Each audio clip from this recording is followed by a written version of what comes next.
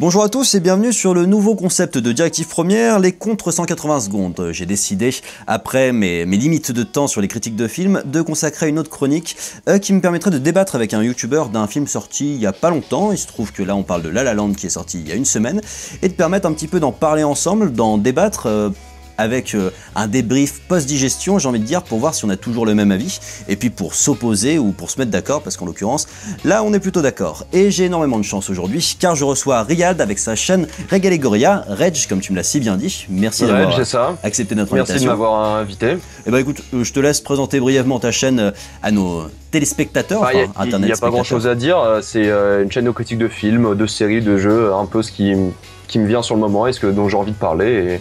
Et puis voilà quoi, on fait des choses similaires et c'est cool, et je te remercie d'ailleurs de venir débattre avec nous, ça c'est vraiment chouette, parce que c'est bien sympa sur YouTube aussi de pouvoir échanger pas aussi facilement, j'ai envie de dire. C'est l'idée. Tout à fait. C'est le but. Et ben ma foi, on va commencer. Alors aujourd'hui on parle de La La Land, réalisé par Damien Chazelle, est sorti le 25 janvier 2017. L'histoire c'est celle d'un jazzman en devenir et d'une comédienne en devenir qui vivent une histoire d'amour sous fond de Hollywood musical. J'ai pas envie d'en dire beaucoup plus, je sais pas si tu as envie de compléter. Non, ça suffit je pense. Ça te convient ? Très bien. Ça me va. Et ben, c'est un peu compliqué parce qu'à la base, le concept des contre 180 secondes, j'avais envie qu'on se mette sur la gueule un petit peu, que voilà, on soit pas d'accord. Là, il se trouve qu'on est d'accord parce que c'est quand même un putain de chef-d'œuvre. Donc bon, pour le bien de la chronique, moi je vais un peu essayer de jouer le Bad Cops, mais je vais pas beaucoup y arriver, histoire de te relancer un petit peu, mais on va tenter ça quand même. Non mais t'inquiète, la prochaine fois, on se fout sur la gueule. Ouais, prochaine fois. Très bien. On va trouver un truc, on va... T'aimes Resident Evil ?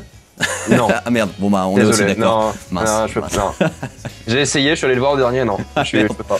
C'est pas bon. Mais bref, focalisons-nous sur La La Land. Alors j'ai envie de te poser une première question parce que j'ai consulté ta critique avec attention et j'ai consulté pas mal d'autres critiques YouTube pour préparer cette émission, et globalement il y a une chose qui en ressort, c'est que je trouve pas de vraies critiques négatives à La La Land. Tout le monde a été globalement largement convaincu. Voilà, je voudrais savoir comment toi t'expliques ça, pourquoi tu trouves que La La Land a mis autant tout le monde d'accord. Bah, je pense qu'avant tout, c'est un film quand même qui, en plus d'être un hommage, c'est un truc que les gens ils sont habitués à voir ça, ils sont habitués de voir quelque chose de très hollywoodien, mais qui fait beaucoup référence au passé d'Hollywood, hein, mais un côté plus moderne, et surtout qu'au final, c'est un feel-good movie. Les gens, ils aiment voir des films qui les mettent bien après, quoi. Ils aiment en sortir. Il y a de la chanson, la musique, c'est un truc qui unifie tout le monde. Peu importe les différents genres que vous écoutez ou quoi, la musique, la chanson, c'est un truc qui unifie les gens, qui les rassemble. Et une comédie musicale, c'est toujours quelque chose de très joyeux. Et il n'y a rien de mieux que la joie, la compassion pour réunir les gens. Et je pense que La La Land est un exemple de ça. Et c'est pour ça que je pense qu'il marche bien, en plus d'être un bon film, bien évidemment. Oui, je suis tout à fait d'accord avec toi sur ce point-là. Moi, ça m'a un peu fait penser à un Disney sur certains points, sur le côté gros feel-good movie comme ça se faisait avant. C'est ça. Mais alors, je rebondis du coup sur ce que tu viens de me dire.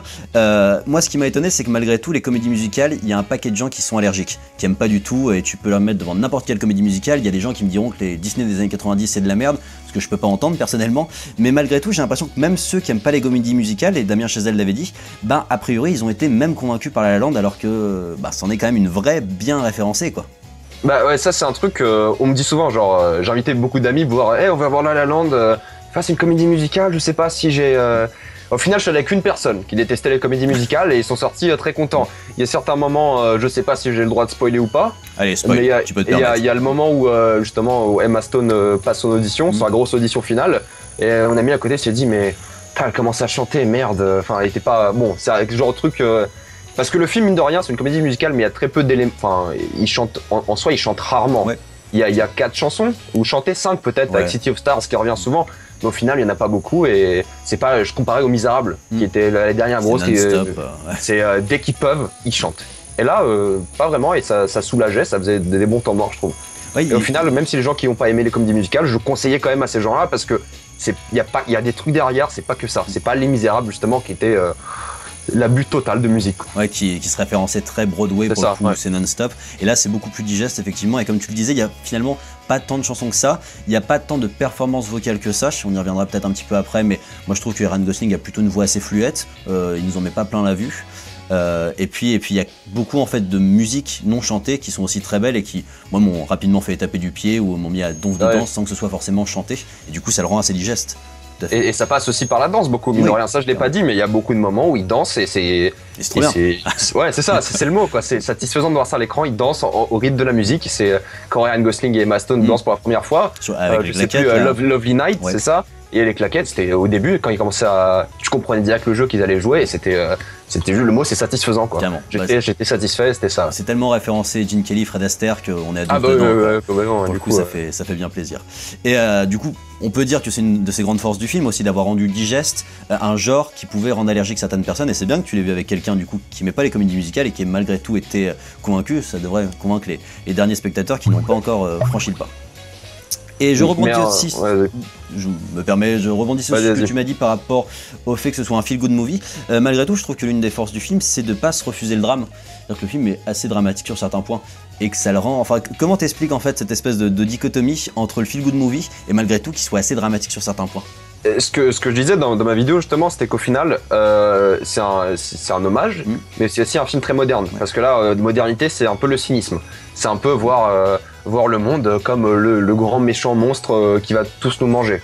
Et c'est vraiment l'idée du film, c'était de pouvoir prendre l'hommage hollywoodien où tout est bien, où tout est content, tout le monde danse et chante, et d'un autre côté, prendre cette idée plus cynique de la vie, du monde, plus moderne et les gens auxquels les gens ne peuvent pas s'identifier. Ça serait fini comme, je me permets de re-spoiler encore une fois, ça serait fini de manière, ils finissent ensemble, ils ont plein de gosses, comme le moment génialissime d'ailleurs de l'épilogue.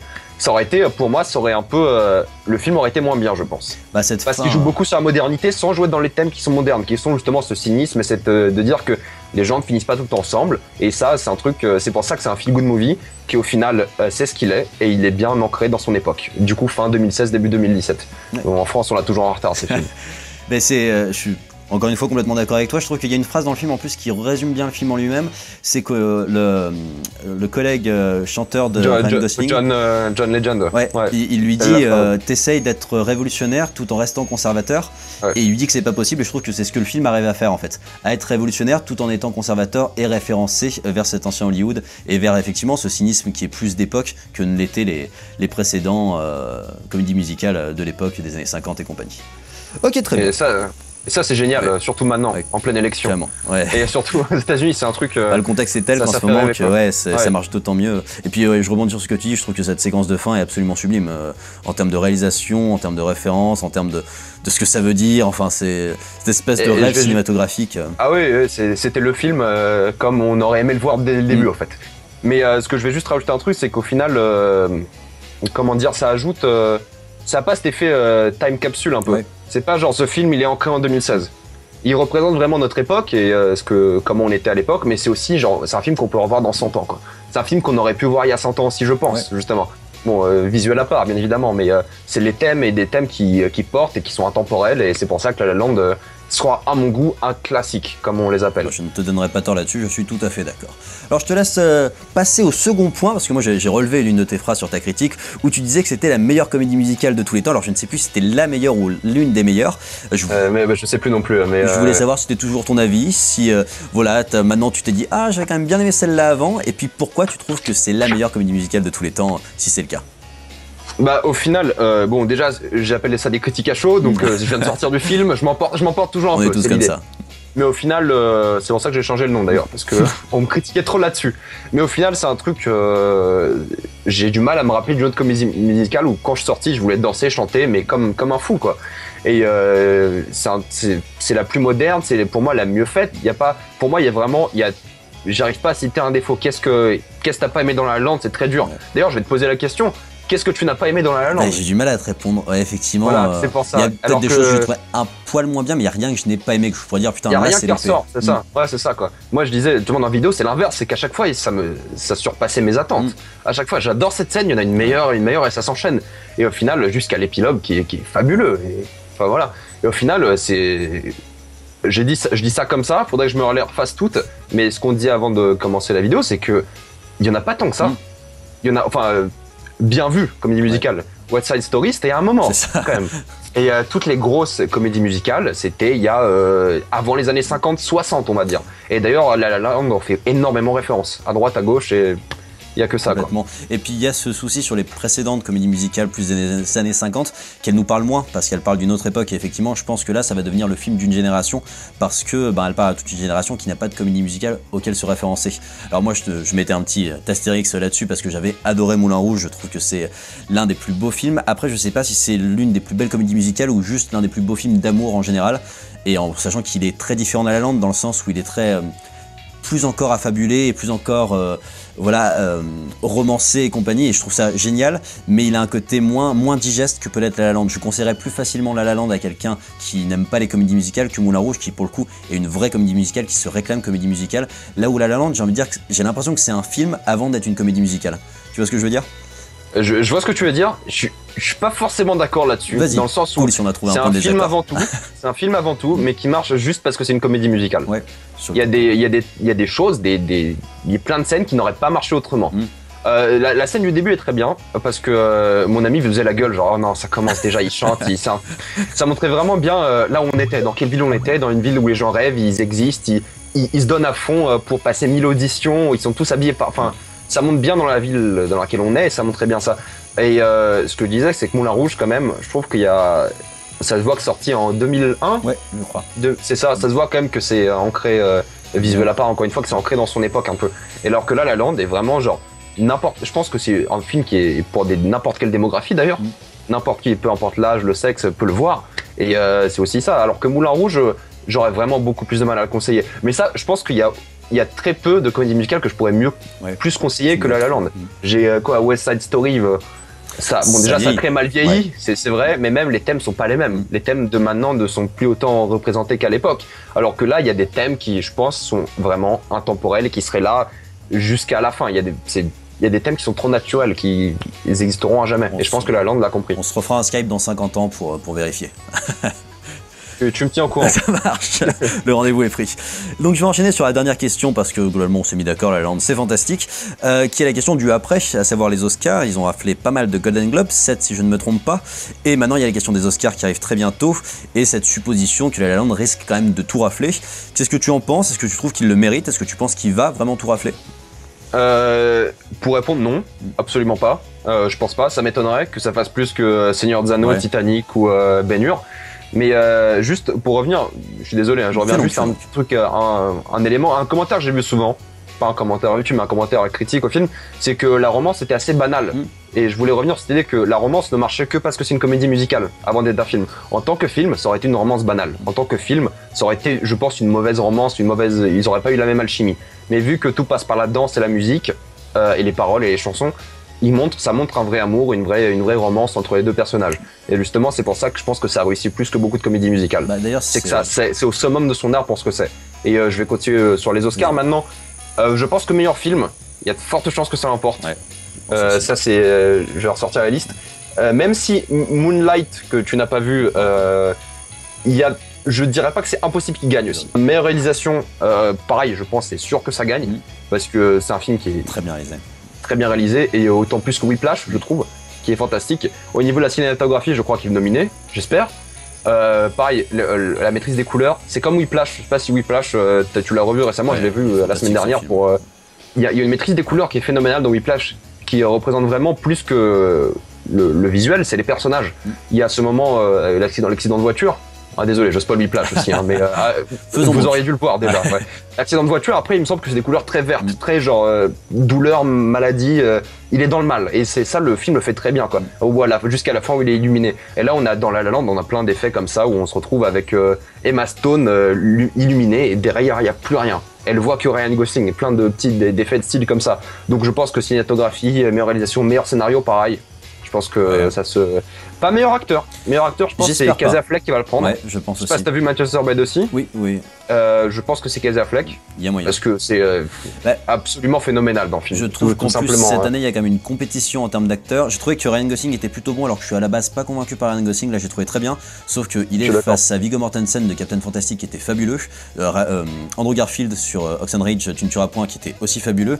Et Casey Affleck sur Manchester by the Sea, qui était fabuleux. Donc, je trouve qu'il y en a 3 qui le méritent plus que lui, en fait, dans une catégorie où ils sont 4 ou 5. Donc effectivement, ça m'emmènera un peu qu'il est là-dessus. Je trouve que Emma Stone le mérite parce qu'elle arrive à tirer plus son épingle du jeu. Mais là-dessus, j'aimerais bien qu'il laisse un petit peu la place à d'autres films parce qu'il y a eu des bonnes choses cette année aussi. Mais ouais, c'est ça. Musique, c'est sûr, ils vont gagner. Ouais, ça, je pense aussi. Obligé. Pareil pour la meilleure chanson. On a quoi? On a Vaiana, on a Trolls et en plus ils sont nominés 2 fois pour la même chanson. Tiens, il y a celle d'Emma Stone et City of Stars. Ils vont gagner les 2, tiens. Mais non, au final, non, c'est sûr. Je pense qu'on est bien, on est moins de 11 pour avoir le record à cause de réalisation et acteurs. Mais non, il y a moyen qu'ils en aient 12 du coup. Je pense pas que ça serait mérité.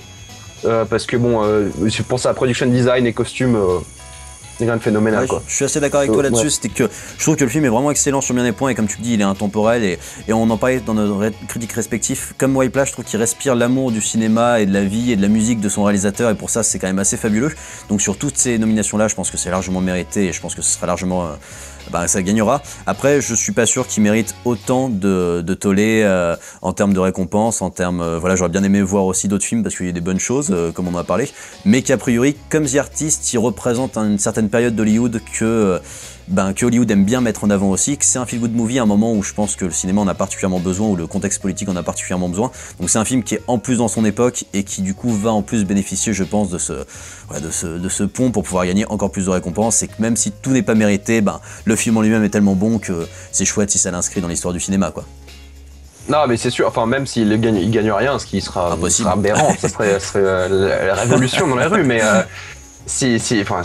il gagne, même s'il gagne rien, il sera dans cette. T'as pas besoin d'un Oscar pour être. Il y a des films comme Spotlight, c'est Spotlight qui gagne l'année dernière, je dis pas de bêtises. Bon, c'était un bon film, mais bon, on va pas s'en rappeler, quoi. Enfin, c'est ça. Ouais, très bien. Écoute, ma foi, j'ai l'impression qu'on a fait un exposé assez complet sur ce retour. Donc une semaine après, on est toujours aussi convaincus, hein, de la réussite. Toujours, et je vais sûrement le revoir, j'espère, si on m'invite ou. Je pense que tu dois écouter on est content après. Ouais, je pense que tu dois écouter la bande originale aussi non-stop comme je le fais. Ouais, quand je vais en cours Spotify et je lance et je suis parti, quoi. 45 minutes, nickel. Et parfait. C'est nickel. Ma foi, écoute, je te laisse si tu as besoin de rajouter un mot de la fin, peut-être inviter les gens à aller sur ta chaîne et compagnie. Si vous aimez, d'abord abonnez-vous à Directif Première. Merci bien, écoute, tu fais mon travail.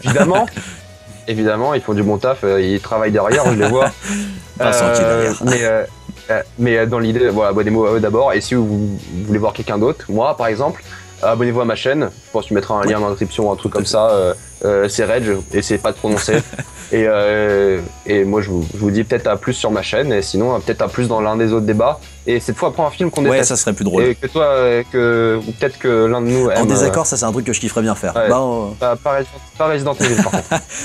Je veux même plus en parler. Tout le monde n'aime pas ce film. Personne n'aime cette saga. Ouais. Et en tout cas, mais Moonlight, si jamais. Écoute, j'irai voir ça demain et puis je te dirai, mais je pense que je risque d'aimer aussi, on verra ça. En tout cas, merci encore beaucoup d'avoir participé à ce premier contre 180 secondes, merci d'avoir été le parrain.